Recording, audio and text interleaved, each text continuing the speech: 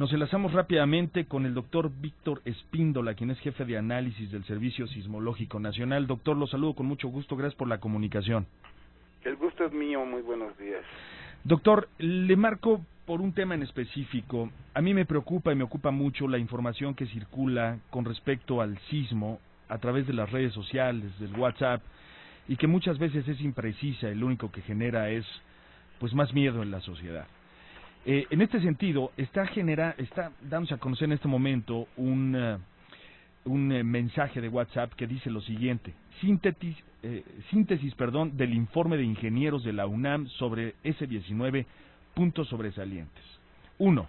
El sismo fue intraplaca, es decir, no es el típico sismo de choque de placas, por lo que no habrá réplicas de consideración. Esto se debe a que la corteza no chocó, sino que se desprendió un bloque grande para caer en el magma, por lo que no hay reacomodo que causen réplicas. ¿Esto es cierto, ingeniero? Yo no sé cómo lo visualizaron cuando escribieron eso, pero es un proceso que puede pasar millones de años, ¿no? Lo que pasa es que se le llama intraplaca a los sismos que ocurren dentro de una placa, y están los otros que son interplaca, los que ocurren en la zona de subducción, cuando dos placas están en contacto íntimo, ¿verdad? Como el del 85. Uh-huh. Entonces, recordemos que la placa de Cocos ha penetrado bajo la norteamericana y sigue su viaje ahí. Entonces, imaginémonos un sándwich en donde la parte de abajo es la placa de Cocos, que ya está bajo la norteamericana, pero sigue moviéndose. Llega a cierta latitud y empieza a irse hacia abajo esa placa, se empieza a dirigir hacia abajo verticalmente.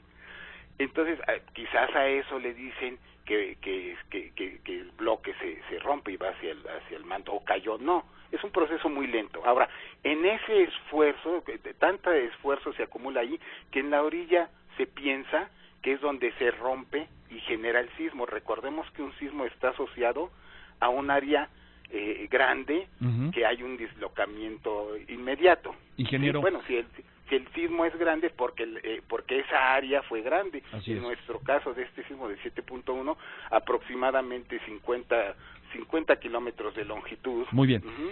Ingeniero, perdóneme que lo interrumpa, prefiero hacerlo yo antes que la computadora que nos va a tirar el corte comercial en este instante. Me regala un par de minutos más, es importantísimo escuchar. Por eso estamos abriendo la conversación con el doctor Víctor Espíndola, quien es jefe de análisis del Servicio Sismológico Nacional, aclarándonos un mensaje que está circulando pues a través de chats y a través también de algunas redes sociales. Doctor, le agradezco muchísimo la paciencia, la espera.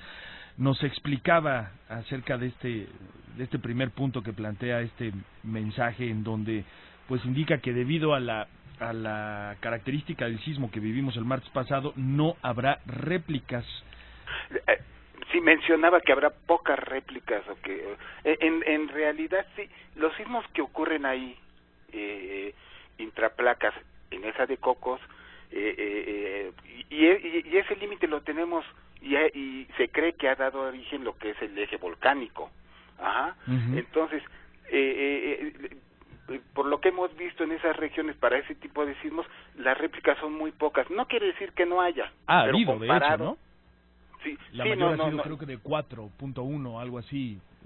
Sí, de 4, entonces han sido un poquito más de 30, pero digo, si lo comparamos, por ejemplo, con los de la zona de subducción, que son interplaca, por ejemplo el del 2014 en la región de Papanoa, lo recordemos que aquí se sintió bastante, uh-huh, pero no causó obviamente por la distancia lo que ocasionó ese fue un sismo interplacas, quiere decir que entre fricción entre la placa de Cocos y la norteamericana, y ese sí creo o se originaron cientos de réplicas. Muy bien.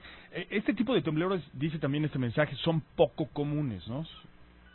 ¿Son poco frecuentes comunes en el mundo o no? No, son menos comunes que los de subducción. Ajá, por ejemplo, si nosotros reportamos en promedio anualmente 40 sismos de magnitudes pequeñas, ¿no? En general, afortunadamente. Pero la gran mayoría están distribuidos precisamente en la zona interplaca. Ajá, fuera de la costa mexicana, en lo que se conoce como la trinchera mexicana, y muy poquitos en esa región de doblamiento de la placa de Cocos bajo la norteamericana. Ahí se generan menos. El último más fuerte que se tuvo ahí fue en 1980, en esa región, específicamente. Muy bien. Fue en 1980, fue uno de magnitud 7.0 y 20 kilómetros más al sur del que fue esta vez. Lo que pasa es que esos 20 kilómetros, pues sí, fue muy fuerte para nosotros, ¿no? Realmente este sismo ocurrió a los pies de la cuenca del Valle de México. Entiendo. En este sentido, doctor Víctor Espíndola, sabemos y hay que reiterarlo una y otra vez que los sismos no se pueden predecir, no hay cómo se pueda predecir un sismo, ¿no? Pero en este sentido, con lo que usted nos explica y lo que dice este mensaje, podemos estar un poco más tranquilos de no esperar en corto tiempo un sismo como el que vivimos el pasado martes a manera de réplica.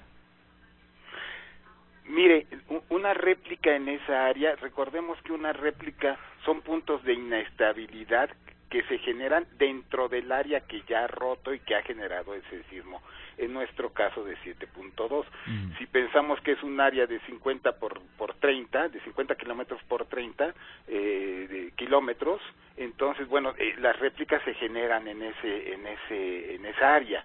Como en este caso fue muy rápido y se liberó casi toda la energía, los puntos de inestabilidad son pocos, por eso generan pocas réplicas. Ahora, que se genere ahí un sismo dentro de la misma área que emitió este de 7.2 es muy difícil.